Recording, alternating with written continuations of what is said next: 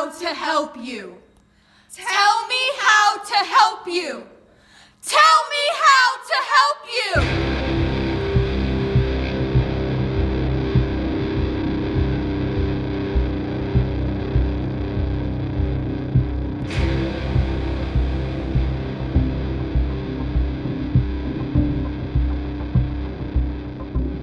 I don't feel well, Esme.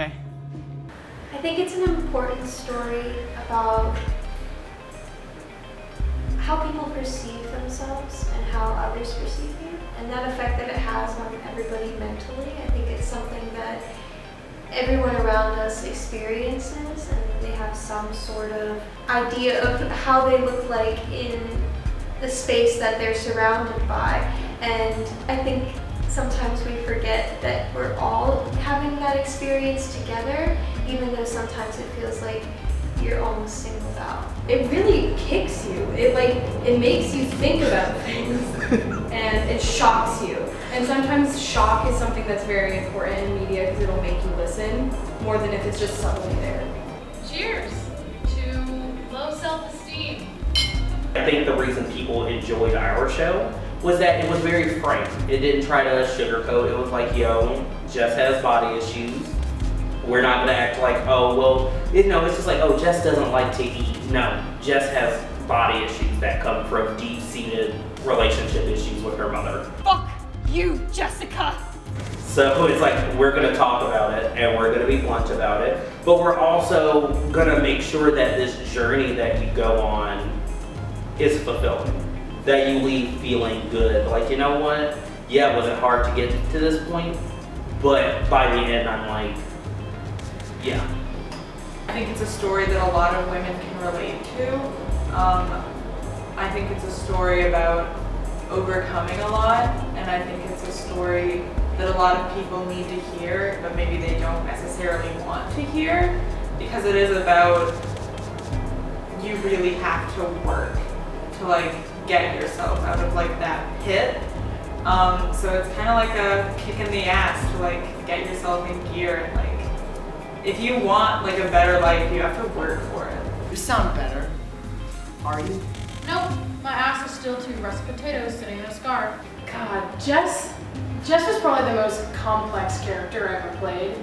She's someone who grew up without a father and grew up with a mother that was very harsh and showed love in a very weird way. So growing up, I feel like Jess didn't know how to show love. So as I had to dig deep into her background, it was hard for her to emote and show maybe I don't want to be a model. Maybe I do just want to sleep around, or maybe I do just want to look comfortable and I don't need to have makeup on. If I just raised my father from the dead, just so I could fuck him. Which is kind of dark, right? What was it like playing somebody that literally had their inner thoughts projected out into the audience? I thought it was really cool because I really liked being in a scene, and then all of a sudden it's looking at the audience and was like, well, he doesn't know about the email I got, or he doesn't understand what's really going on. And so I think that was a certain aspect of the play that I could look at the audience and be look, oh my God, there's a lot going on, and I just want to tell someone, but I'm not telling Lewis, who's best friend, the person I'm closest to. And it was something, I don't know how to describe it, just something that added to Jess's character. The fact that when she's talking, we know she's thinking about what her mother has said to her as a kid, not because it's conveyed through her facial expressions, because the models are shouting the things that her mother said to her as a kid. Something bad about yourself because you've already said it to yourself. You can't hear anything new. So I feel she's and when I would listen to the models, I'd be on stage, I'd listen to them, and it's almost God, I can't hear this all the time. I feel Jess isn't oh my God, I've never heard this before. It's no, she tells this shit to herself all the time. She always is knocking herself down. So when I'm sitting there, I'm oh, here's this intrusive thought again about how awful I am, or how I eat all this candy, and how I just sit around and drink and fuck people. You are about 1,000,000 times prettier prettier than the other girls in your kindergarten class. I feel bad for them. Me too.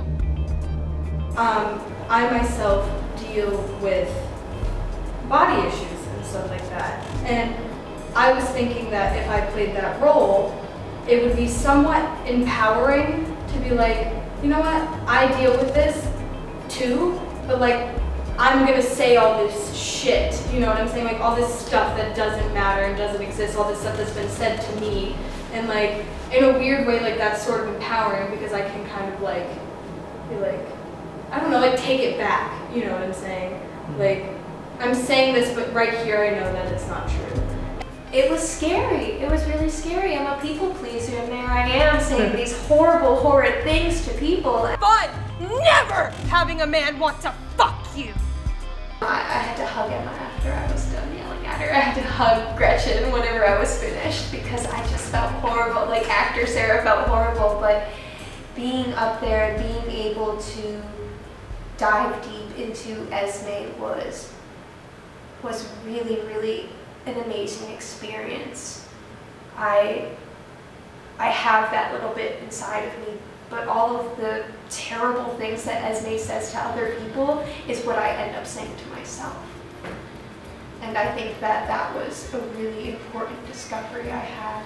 And I'm thankful that I played this character because I don't think that I would have made that discovery otherwise. I think maybe I inherited that from you. So you can take that hate back. All of it. I'm done with it.